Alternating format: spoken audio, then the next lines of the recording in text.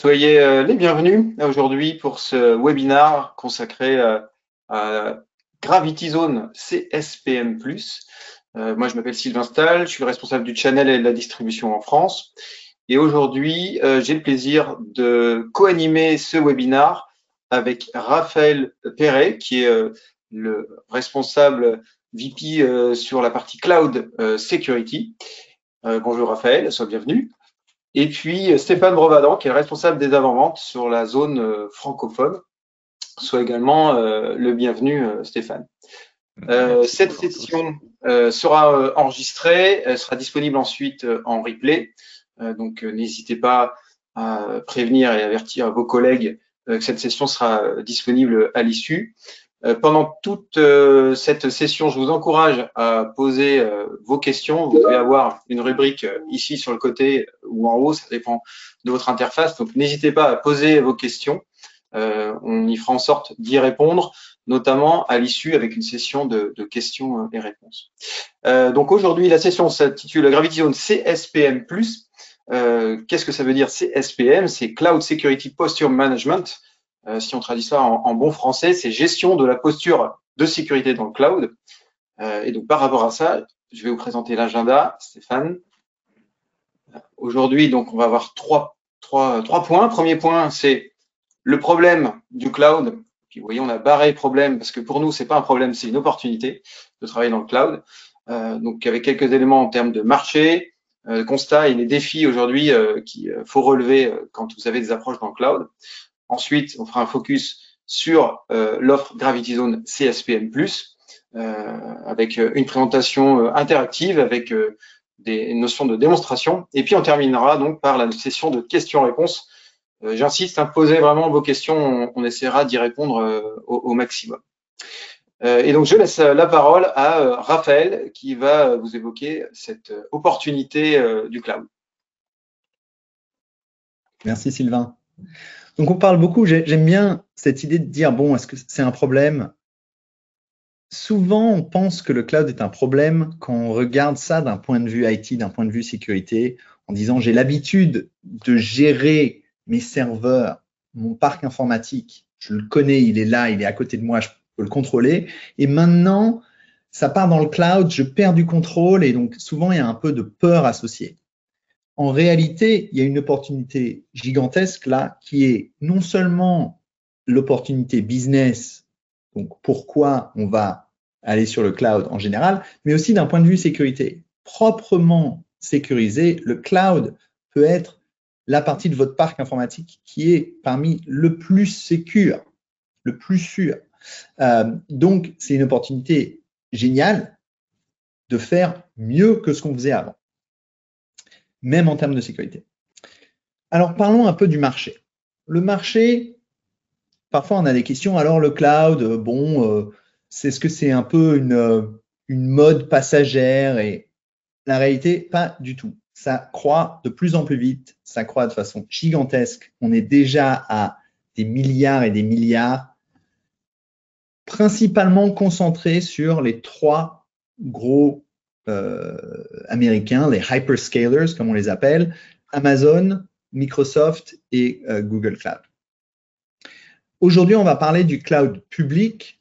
On parle d'infrastructure, de IaaS, Infrastructure as a Service, parfois de plateformes. À l'intérieur de cette infrastructure, il y a pas mal de services qui sont plus plateformes.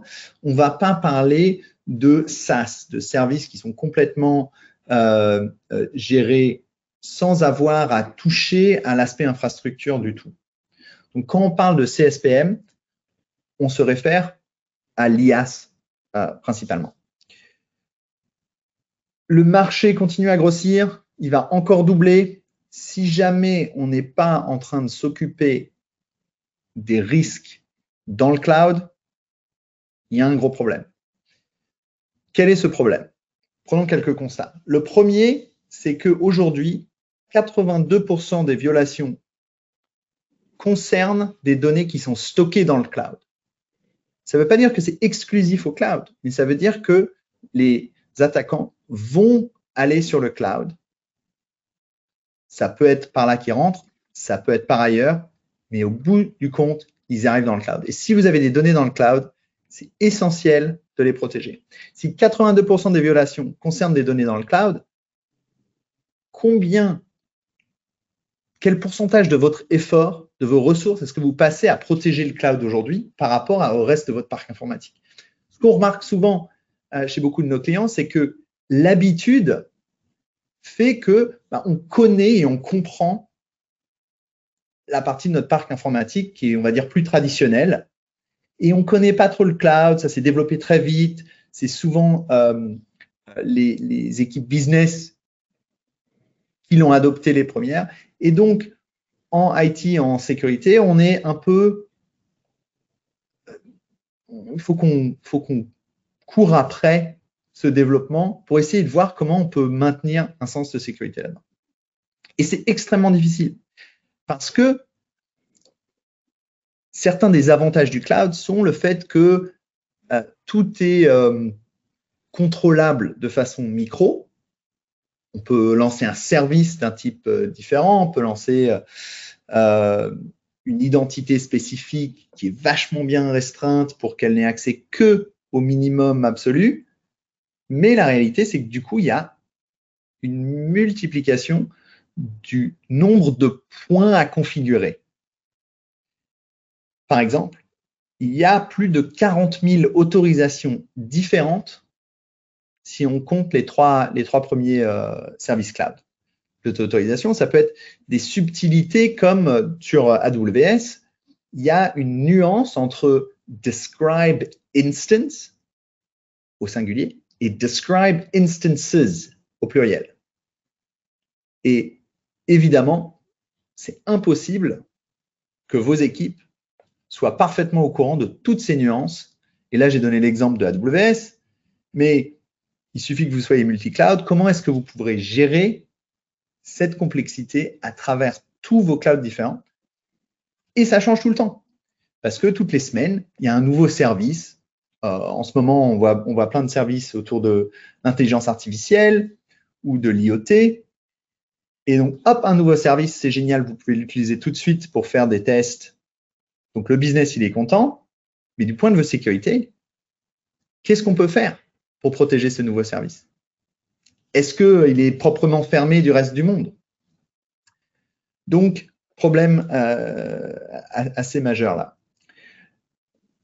Et finalement, le type d'attaque qu'on voit aujourd'hui dans le cloud, et le dernier chiffre là, de Gartner qui vient de sortir, c'est 95% des attaques d'ici à 2027 vont être le résultat d'une misconfiguration, d'une erreur de configuration, une mauvaise configuration de votre cloud qui laisse la porte ouverte, quelque part, aux attaquants. Bon, parlons un peu des défis, en plus de détails. Le premier défi dans le cloud, c'est un défi de manque de visibilité. Et une des raisons principales pour cela, c'est que les outils que vous utilisez aujourd'hui pour la sécurité ne couvrent pas cette interface de contrôle, on appelle ça le management plane ou le control plane dans le cloud. C'est pas de l'endpoint, c'est pas du réseau, c'est quelque chose d'autre. La plupart de nos outils ne peuvent pas avoir de visibilité là-dedans. Et donc, il faut une nouvelle approche. Et cette nouvelle approche, c'est l'approche CSPM, où on va directement interroger le CSP, on va directement interroger AWS, Azure ou Google Cloud pour avoir toutes les informations sur ce qu'il y a dans le cloud, sur la configuration de tout ce que vous avez dans votre cloud. Donc, première chose, le manque de visibilité. La deuxième chose, c'est un déficit de compétences. Le cloud s'est développé tellement vite, et même Gartner dit c'est à peu près 50% de croissance annuelle sur le secteur sécurité cloud sur ces dernières années. 50%, vous imaginez que ça veut dire que si vous avez une personne ou deux personnes aujourd'hui qui connaissent le cloud, L'année prochaine, il en faut une troisième. Et puis ça continue comme ça. C'est incroyable la croissance qu'il y a là. Et les compétences de nos équipes n'ont pas su grandir, croître à cette vitesse-là. C'est extrêmement difficile de trouver des talents aujourd'hui qui ont à la fois l'expertise cybersécurité et en plus l'expertise cloud pour comprendre les nuances de cyber qui sont spécifiques au cloud. Encore une fois, peut-être que vos équipes savaient comment faire de la gestion de l'accès, de l'IAM. Conceptuellement, ce n'est pas nouveau dans le cloud. Sauf qu'avant, il n'y avait pas 40 000 autorisations différentes. Et là, je ne parle même pas des permutations possibles entre les différents services, les différentes identités. Maintenant, souvent, on parle de service account et pas que d'utilisateurs humains. Et donc, les permutations sont de plus en plus grandes. Donc, ce déficit de compétences où on ne connaît pas très bien le cloud, on ne sait pas très bien le sécuriser, va être un des défis que la plupart des organisations rencontrent dans le cloud. Et c'est important de faire avec. On va pas changer ça du jour au lendemain. Donc, ok, on va essayer d'accroître les compétences des équipes, mais aujourd'hui, il faut savoir se protéger avec les capacités du bord. L'autre aspect, c'est que les équipes sont souvent débordées. C'est pas spécifique au cloud, hein, je suis sûr que vous le savez, vous le voyez dans vos équipes, mais encore une fois, dans le cloud, encore plus, parce que les choses changent extrêmement vite, c'est nouveau, hein, y a ce déficit de compétences, donc ça empire un peu la situation. Et si vous avez quelqu'un dans votre équipe qui connaît le cloud, du coup, tout ce qui est cloud leur tombe dessus, et c'est assez lourd, donc aussi un défi qu'il va falloir relever. Ensuite, la complexité. Alors, la complexité, problème typique aussi en cybersécurité, c'est un domaine assez technique, qui est compliqué. Mais dans le cloud, il y a des nouvelles dimensions de complexité qu'on ne connaissait pas avant. Bien sûr, il y a le déficit de compétences dont on parlait, le manque de visibilité, mais spécifiquement au cloud, on a un dynamisme qui est tout l'intérêt du cloud. On veut pouvoir changer tous les mois, toutes les semaines, tous les jours, ce qu'on a déployé. C'est génial pour les équipes business parce que ça permet d'itérer très vite, d'innover. Ça permet aussi de réduire des coûts parce qu'on peut faire face à des pics de demande. Mais quand vous regardez votre parc informatique, ça veut dire que votre parc informatique est en train de changer en continu. Et ça, forcément, c'est plus compliqué, c'est plus complexe que de gérer un parc informatique que vous connaissez, où vous avez fait le procurement, vous savez que vous avez 50 serveurs de ce type qui sont physiquement ici que vous avez à gérer. Donc, il y a un aspect de dynamisme. Il y a aussi un aspect de diversité. Quand vous avez vos 50 serveurs, ou même vous regardez votre parc informatique, vous allez avoir un certain nombre d'ordinateurs Windows, peut-être un peu de Mac, quelques serveurs, des téléphones portables, ok, vous regardez tout ça. La diversité est assez faible quand on le compare au cloud. Tout d'un coup, vous avez, on a une VM AWS, mais on utilise tel service pour faire de l'IA. Mes serveurs, aujourd'hui, j'ai décidé d'avoir plus de GPU. Demain, il y aura plus de CPU. J'ai un développeur qui a décidé d'essayer la nouvelle architecture ARM, etc., etc. Donc, la diversité est beaucoup plus grande. Et il y a plein de services qui n'existent pas on-prem que vous pouvez maintenant utiliser, que ce soit les services de stockage, S3, etc. Donc, vous avez de plus en plus de choses qui changent de plus en plus vite. Ça va être une des complexités essentielles à comprendre et à gérer. C'est possible de le gérer, mais on ne peut pas le gérer de la même façon qu'on le faisait avant, dans un monde qui ne change pas. Si vous faites un inventaire tous les ans, même tous les 3 mois, vous n'avez aucune idée de ce que vous avez dans votre parc informatique. Et le dernier défi, c'est le défi de la conformité. C'est un défi qui s'applique à la plupart des entreprises, quel que soit votre secteur d'activité. Vous êtes probablement soumis à des normes ou des exigences. Ça peut être des normes qui sont des normes internes. Ça peut être PCI DSS si vous faites des paiements, HIPAA si vous êtes dans le secteur de la santé. Vous êtes probablement soumis à la RGPD ou vous avez ISO 27001. La conformité est un problème d'actualité qui s'applique bien évidemment aussi au cloud. Et dans le cloud, parce qu'on ne connaît pas très bien aujourd'hui ce qu'il faut faire pour être conforme, parce que le cloud change tout le temps, il faut des outils qui permettent en continu de vérifier sa conformité et aussi de comprendre ce qu'on doit faire pour devenir conforme. C'est quoi ce chemin? Dites-moi quoi faire. Quand on parle de, OK, il faut encrypter vos disques durs sur vos serveurs, je le comprends bien, je le vois sur ma machine Windows. D'accord, mais quand on utilise un stockage S3, comment on fait l'encryption? Ou des services qui sont plus cloud native, natifs du cloud, comme SNS, SQS ou les services d'IoT. Donc, il faut des outils pour pouvoir vous aider à traduire tout ça pour arriver à être conforme et arriver à rester conforme alors que votre cloud est en changement continu. Maintenant, on peut peut-être aller voir un petit peu ce que c'est que Gravity Zone CSPM+. Stéphane, je te laisse nous montrer tout ça. Oui, merci Raphaël. Effectivement, donc pour répondre à tous ces défis, Bitdefender vous propose CSPM+.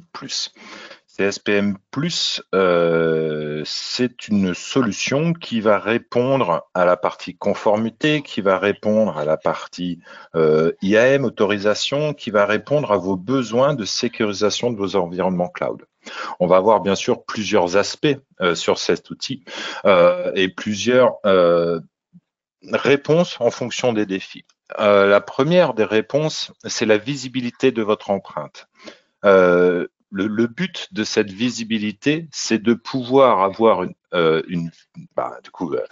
visibilité sur l'intégralité des services que vous pourriez avoir dans le cloud avec un annuaire sur les outils, les ressources et sur les comptes, l'identité que vous avez dans votre cloud. Donc, un slide, c'est bien, mais la console, en règle générale, c'est mieux. Donc, voici la console CSPM+, avec un petit focus donc sur la partie dite inventaire.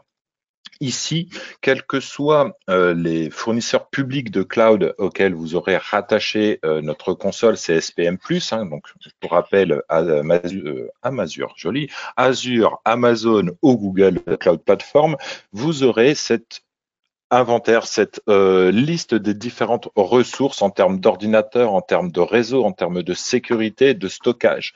Et une interface qui vous permettra de pouvoir sélectionner uniquement ce qui va venir réellement vous intéresser. Par exemple, ici, je clique un petit peu au hasard. Je vais avoir uniquement ce qui va concerner AWS sur la partie passerelle. Et pour chaque, bien sûr, inventaire, pour chaque ressource, vous aurez les détails de ces ressources. Je reviendrai un tout petit peu plus tard, un peu plus en détail, on va dire, sur cette partie de ressources.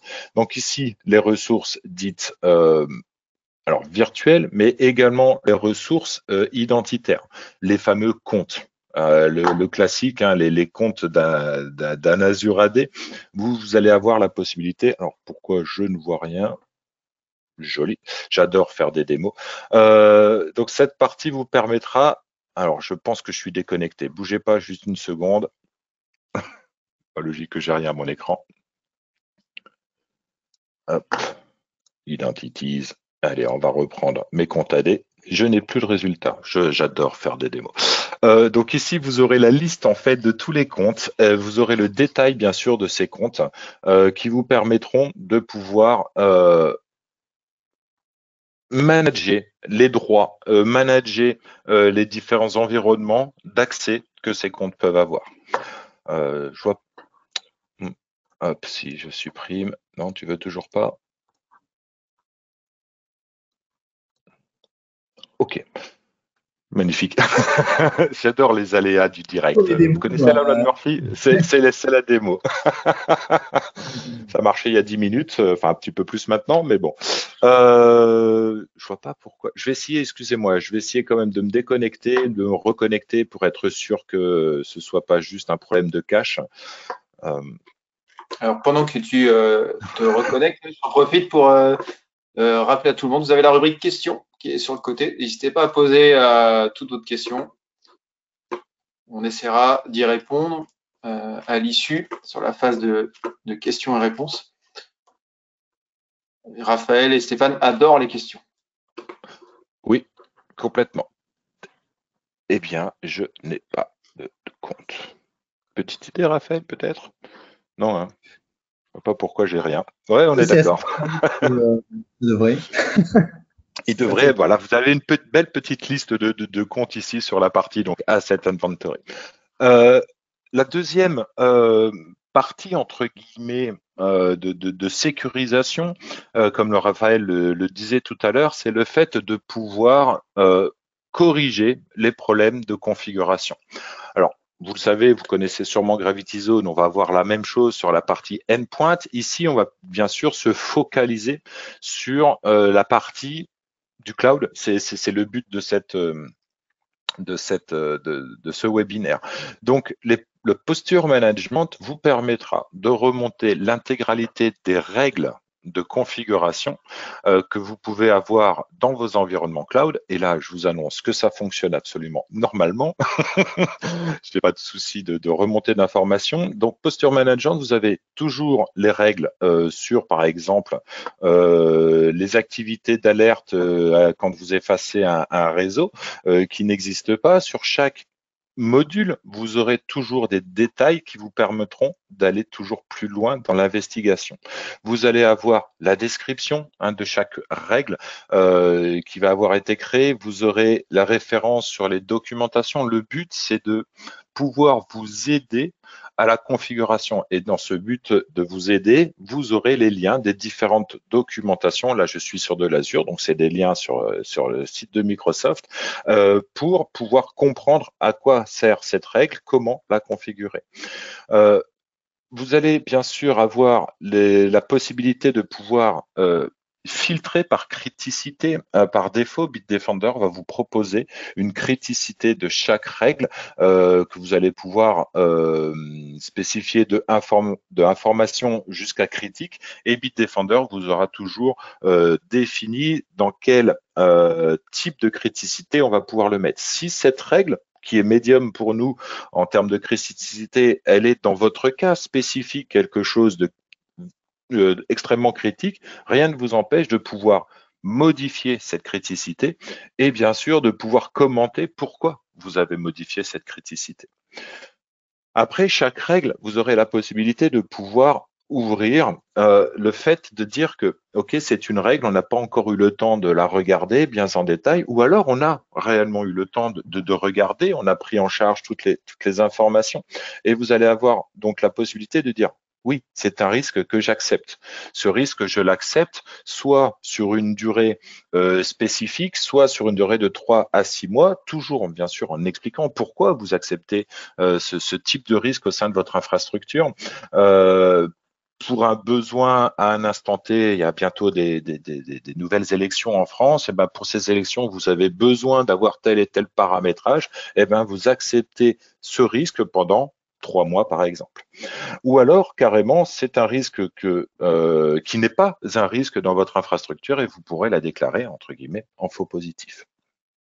Cette règle, vous aurez bien sûr toutes les informations, vous aurez la possibilité de pouvoir modifier la criticité et le risque. Alors, si le risque est en faux positif, bien sûr, vous pourrez y revenir, mais si vous êtes en risque accepté uniquement pendant 3 mois, eh bien, dans 3 mois, on viendra remodifier ce niveau de risque pour vous redire, mais attention, voilà, il y a 3 mois, vous l'avez accepté. Aujourd'hui, les 3 mois sont écoulés. Est-ce qu'il faut modifier ce monitoring d'activité des alertes de log? Et vous allez avoir bien sûr la même granularité sur la partie des ressources. Donc vous retrouverez l'intégralité des ressources en termes de réseau, en termes de sécurité, en termes de stockage. Tout à l'heure, Raphaël vous parlait du stockage S3. Et ben voilà, je viens sélectionner les ressources S3. Je vais avoir l'intégralité des règles du stockage S3, R3, pourquoi pas, c'est l'évolution R3. Donc pour avoir toujours un explicatif, une description et les références, la documentation qui vous permettra d'en apprendre plus sur cette partie authentification, écriture, à l'écriture des permissions d'authentification. Toujours le niveau de criticité. Vous aurez un niveau proposé par Bitdefender. Vous pourrez personnaliser votre propre niveau. Et même principe, vous allez pouvoir accepter ou non, ou dire que c'est du faux positif, cette règle en termes de ressources. Donc ces règles vous permettront, et ces ressources posture management vous permettront de pouvoir résoudre facilement les problèmes liés, on va dire, à la configuration, à la misconfiguration, comme disait notre anglo-francophone Raphaël. Ensuite, vous avez toutes ces règles, vous avez tous ces comptes, vous avez toutes ces possibilités, mais ces possibilités vont bien pouvoir rentrer dans une partie dite de compliance. Vous allez donc, on va pouvoir vous aider à générer des rapports, à générer des informations concernant les différentes normes. On parlait de la RGPD tout à l'heure, la ISO 27001 ou la dernière version 2022, PCI et DSS, etc. Et donc, on va pouvoir facilement vous dire si la configuration globale de votre infrastructure dans le cloud est compliance avec telle ou telle ou telle norme.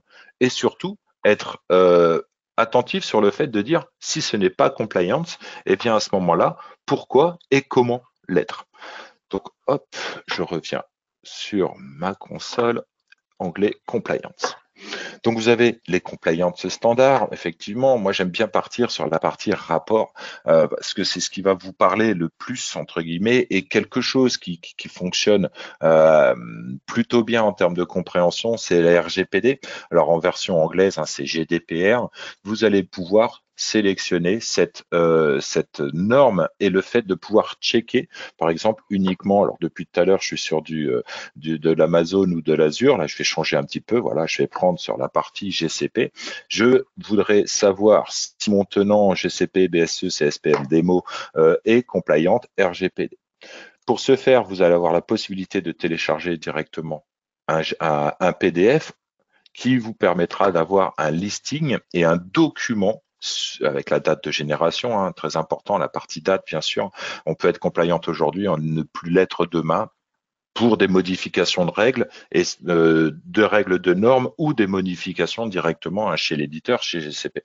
Dans ces cas-là, pour information, on va être réactif, on va être capable de pouvoir modifier nos différentes règles, nos différents tests pour qu'on soit le plus à jour possible par rapport à la norme ou par rapport à l'éditeur, enfin par rapport au fournisseur.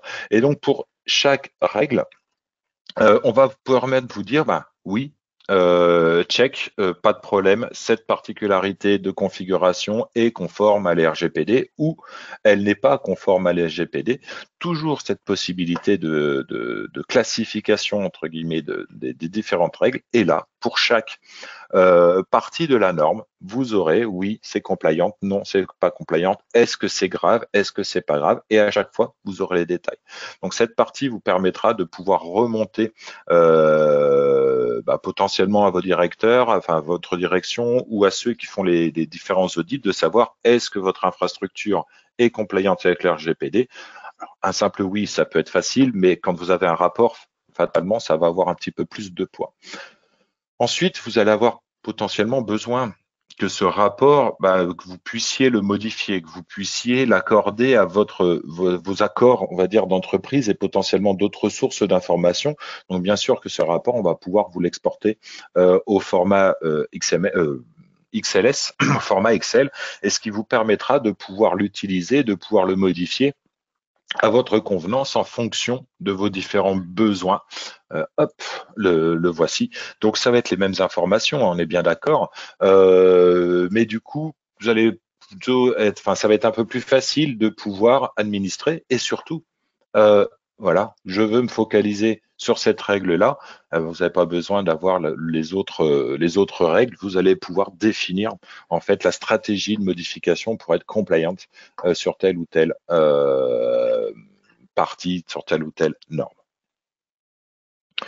Je rappelle, parce que je le vois passer, si vous avez des questions, n'hésitez pas, on y reviendra sans difficulté à la fin.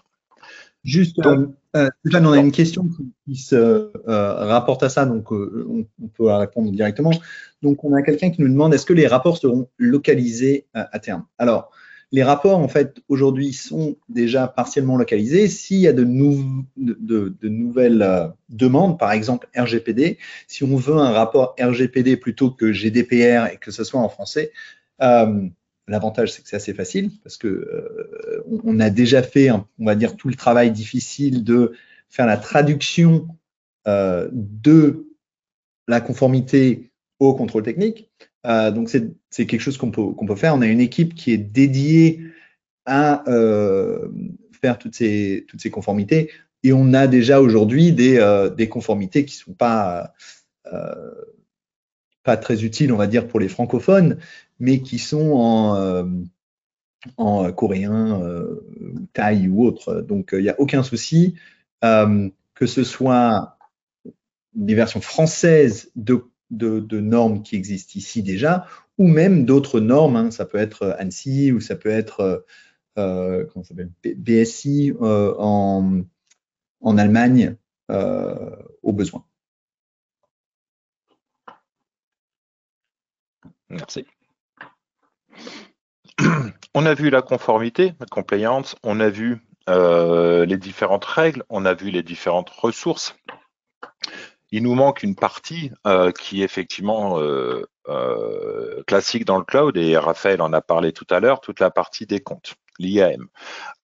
Cette partie de gestion des identités vous permettra de pouvoir définir, de voir que tel compte va avoir un accès à telle partie du parc, va avoir un accès à telle configuration, et donc du coup de pouvoir vérifier si des fois il n'y a pas trop d'accès à des ressources qui normalement ce compte-là ne devrait pas. J'ai un exemple assez classique en tête sur le fait de dire je suis en train de développer quelque chose, je ne sais pas exactement le compte à quoi elle doit avoir accès au départ, en tout cas je lui mets beaucoup de droits, plus que de raisons, plus que ce qu'il va y avoir réellement besoin. Et puis en fait, le développement va se faire, va se finir, tout va fonctionner, il n'y a pas de problème. Mais est-ce que le compte en question va réellement avoir besoin de l'intégralité de ses accès? Eh bien, cette gestion des identités vous permettra de pouvoir avoir une visibilité globale sur les accès d'un compte à proprement parler. Alors, est-ce que depuis tout à l'heure, ça refonctionne un petit peu? Sinon, moi, je l'ai sur mon compte de démo, si tu veux. Tu l'as, mais le truc, c'est qu'on a le même compte normalement. Donc peut-être un problème de cache.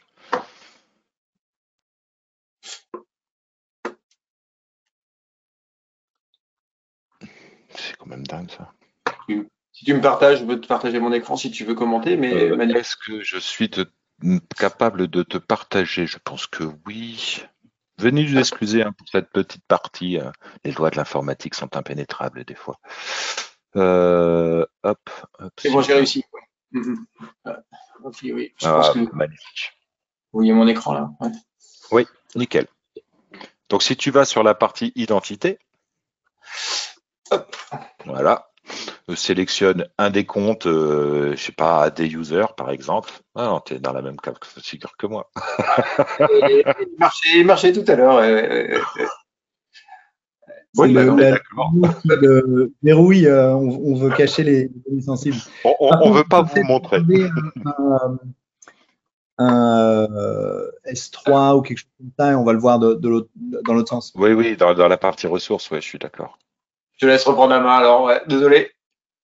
Oui, effectivement. Alors, je repartage mon écran.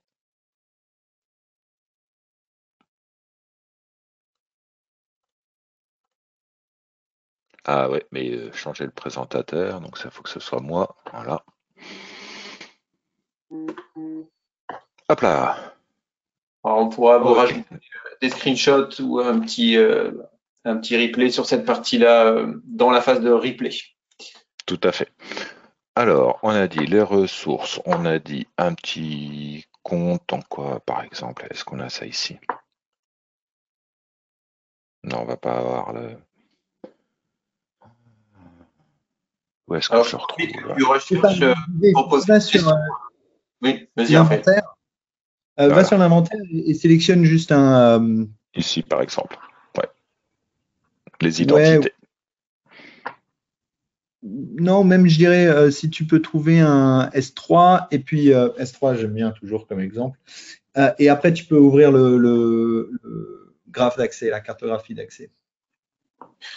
Pendant que vous cherchez, j'ai une question à vous poser. Question de Alexis. Est-ce que la gestion des identités dans l'interface va pouvoir identifier les droits qui sont jamais utilisés?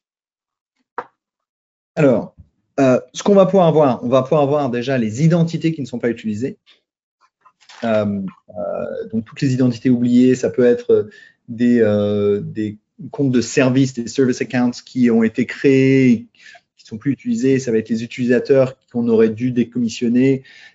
Et pour certains CSP, on va aussi pouvoir voir, même visuellement sur la cartographie, quels sont les accès qui ne sont pas utilisés pour un type de ressource. Donc, par exemple, on va voir que cet utilisateur n'accède jamais, enfin n'utilise jamais ses droits sur l'IAM. Et donc, on peut directement enlever ces droits-là. Et on va même vous montrer vous aider à créer la nouvelle policy qui enlève les droits qui ne sont pas utilisés. Merci, Raphaël. Donc, effectivement, comment on va être capable de pouvoir. J'ai encore cliqué, excuse-moi. Non, j'étais bien au bon endroit. S3, merci. Par exemple, ici. Hop.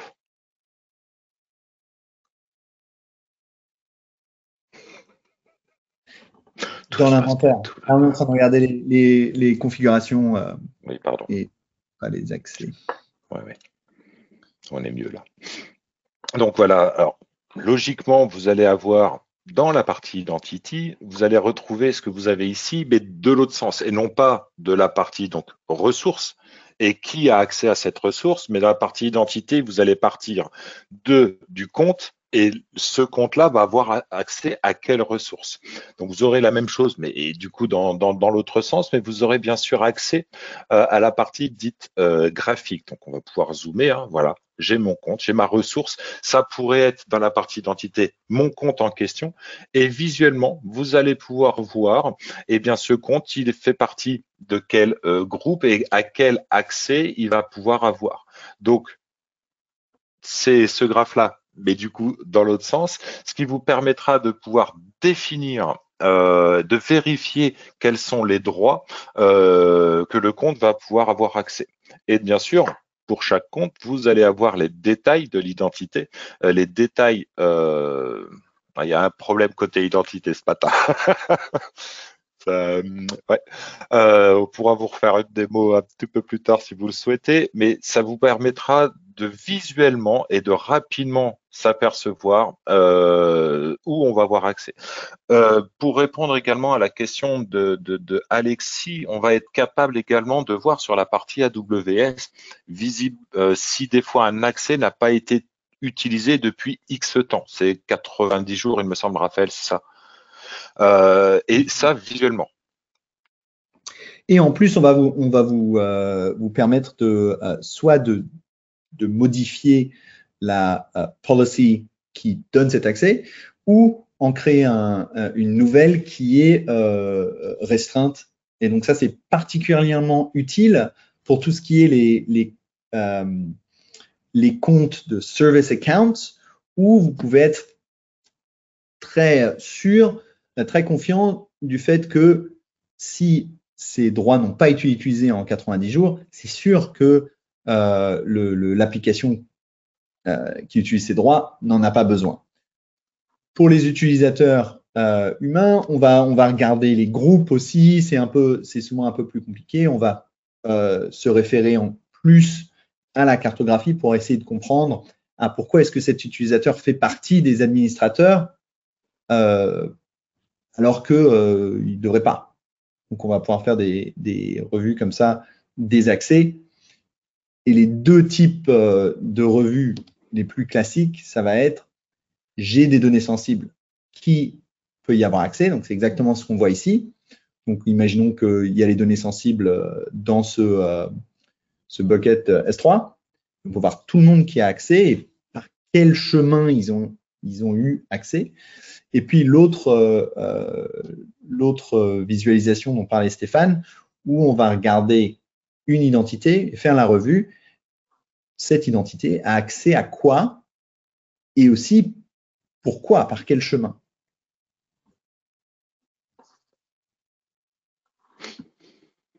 Dernier petit point quand même, et pas des moindres non plus, sur CSPM+, c'est son interaction avec la console de Gravity Zone. Le but, ça va être de pouvoir augmenter toujours, du côté des incidents XDR, d'augmenter la visibilité qu'on va pouvoir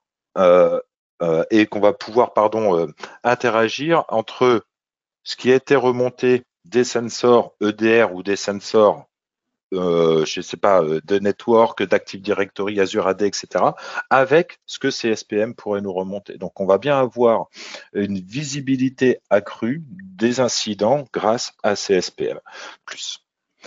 Donc, Stéphane, pour ceux qui ne connaissent pas forcément Bitdefender, Gravity Zone, c'est la console historique. Bitdefender, plutôt sur la partie endpoint, EDR, XDR. Voilà. Tout à fait. Donc voilà ce que je pouvais vous montrer sur la partie dite démo du produit. Donc désolé encore sur la partie identité qui a un petit quelque chose ce matin, je dirais. Je suis sûr que dans 10 minutes ça va remarcher. En plus c'est toujours comme ça. Donc pourquoi CSPM+ est-il différent, Raphaël? Pourquoi CSPM+ est-il différent?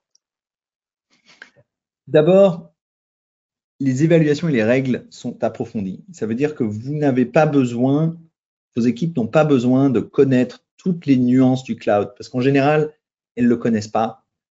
Donc, on s'en occupe.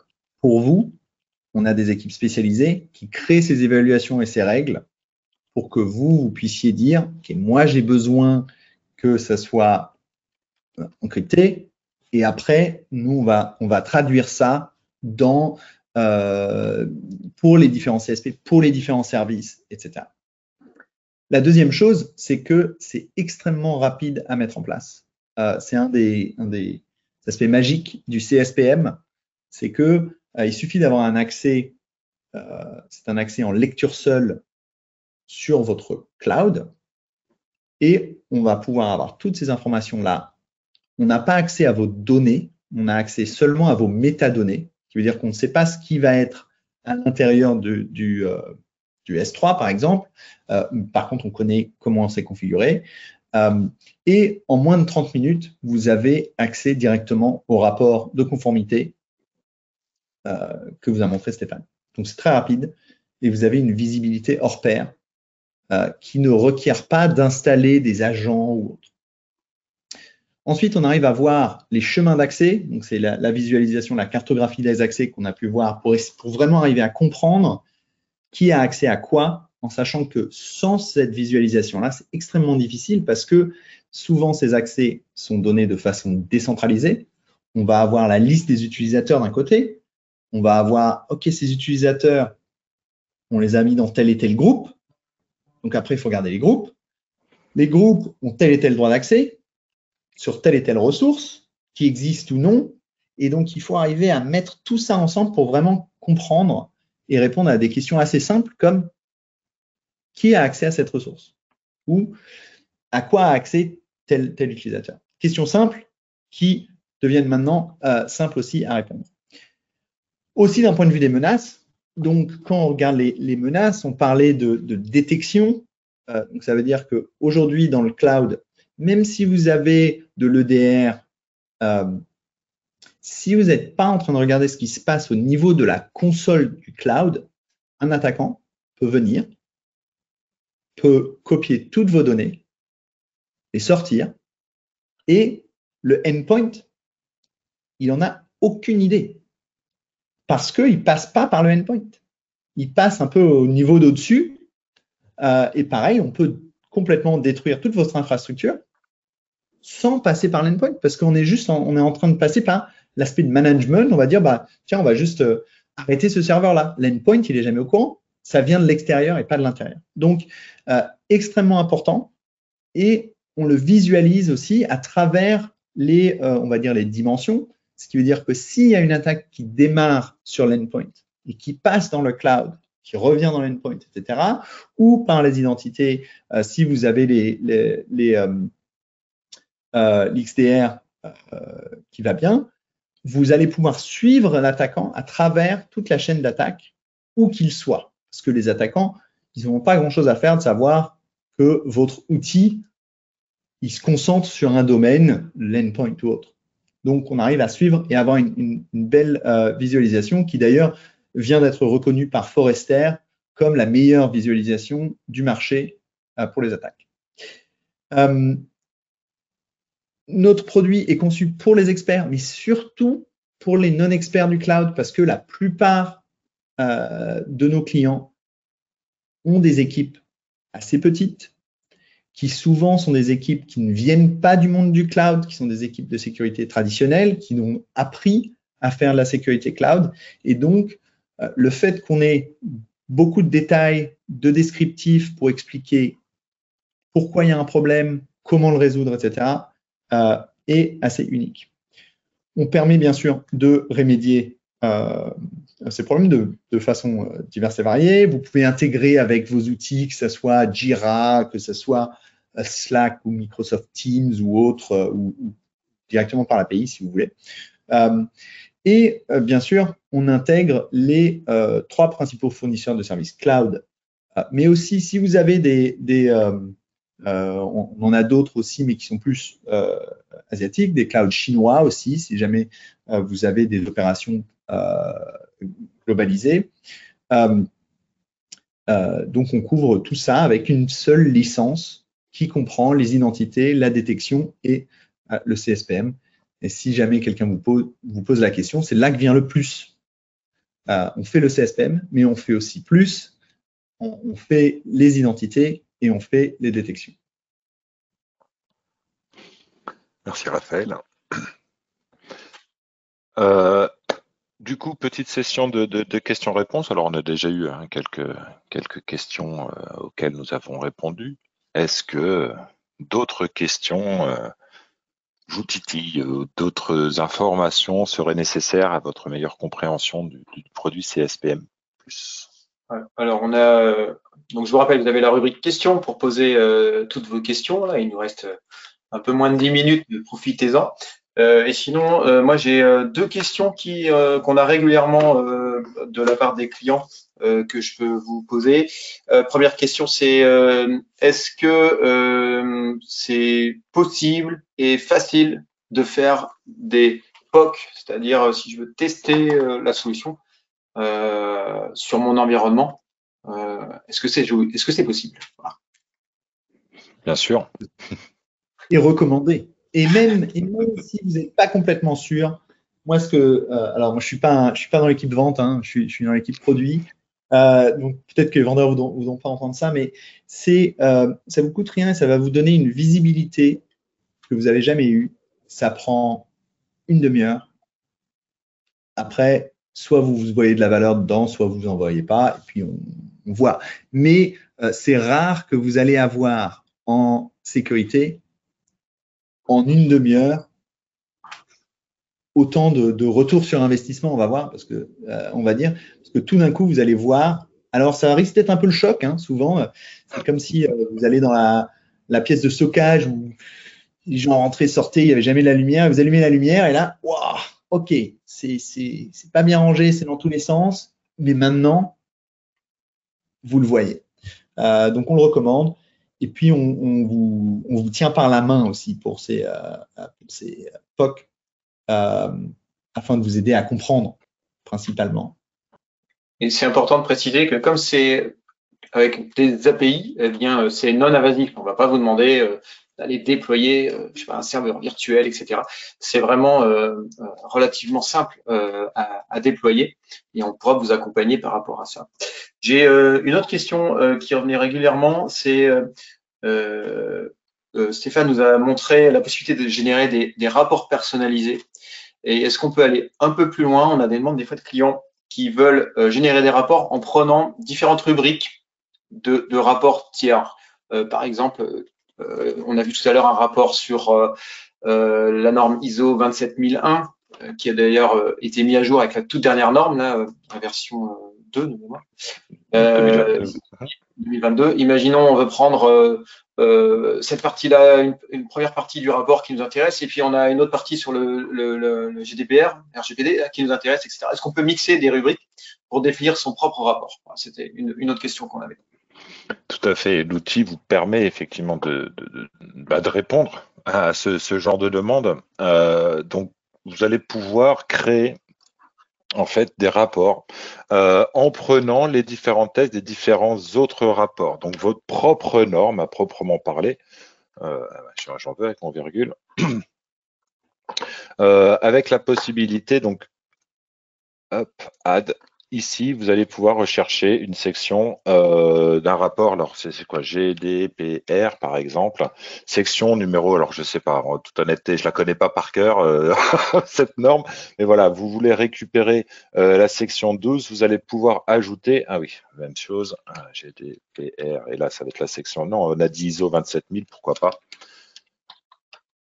Alors, c'est 2-2022 pour information, la V2 de la norme, la partie, je sais pas, je dis un peu n'importe quoi, mais le but, c'est de pouvoir vérifier et de créer vos propres rapports de compliance, tout simplement. Donc, vous allez pouvoir aller piocher dans tous les rapports que vous avez ici, pareil, je préfère la liste, tous les rapports que vous avez ici sur de la WS, par exemple, la AWS ou le WAF chez eux, toute la partie, je sais pas, on parlait de la GDPR, les ISO, tiens, les voilà ici, ISO 27000 et 27000-2022, et de pouvoir uniquement prendre en charge cette partie du rapport et gérer votre propre compliance. Donc oui, l'outil va vous permettre de pouvoir faire ça. Okay, merci Stéphane. Alors, je regarde, on n'a pas d'autres questions pour l'instant. On approche de la fin de ce webinaire. Si des questions vous reviennent, si vous souhaitez tester le produit, n'hésitez pas à nous contacter, que ce soit au travers de votre partenaire, de votre distributeur ou en direct. Vous pouvez me contacter Sylvain, enfin l'équipe avant-vente, l'équipe commerciale, l'équipe channel si c'est au travers d'un partenaire. On est bien sûr toujours disponible pour vous aider. Comme Raphaël l'a dit, on vous accompagne sur la mise en place, sur l'installation, et je peux vous assurer que c'est assez rapide et c'est très facile à mettre en place. En moins d'une demi-heure, vous avez vos premiers, vous avez la visibilité globale. L'outil va vous remonter pas qu'une partie de votre parc ou qu'une partie des compliance ou qu'une partie des identities. Ça va bien vous remonter l'intégralité en une demi-heure. Donc, n'hésitez pas à nous contacter, n'hésitez pas à nous poser des questions plus tard. On reste disponible sur cette question et toutes les autres, bien sûr. Merci Stéphane. Et puis, dernier point qu'on peut aussi partager, c'est en discutant avec pas mal de clients, on s'aperçoit notamment que sur le marché français, vous êtes plusieurs à ne pas mettre tous vos œufs dans le même panier. Dit autrement, vous avez tendance à travailler avec un petit peu d'Azure, un petit peu d'AWS ou un mix éventuellement Azure, GCP, etc. Et c'est aussi un des intérêts de cette solution, c'est que nous, on est transverse et indépendant. de ces trois acteurs principaux qui représentent quand même plus de 70% du marché en France. Donc, globalement, on va pouvoir aussi vous accompagner sur l'ensemble de votre écosystème et non pas spécifiquement à un des clouds publics. Bien, on approche de la fin. En tout cas, merci à tous pour votre écoute, vos questions. Ce webinaire a donc été enregistré. Il sera rediffusé ensuite en replay. N'hésitez pas à nous solliciter pour des démos, mais surtout pour des POC avec intégration directe avec les API, avec le soutien de nos équipes et de nos partenaires. Nous, on est à votre disposition. Merci Stéphane, merci Raphaël. Merci à toi, Sylvain. Merci Sylvain, et surtout merci à vous tous. Bonne journée. À bientôt. Bonne journée. Au revoir.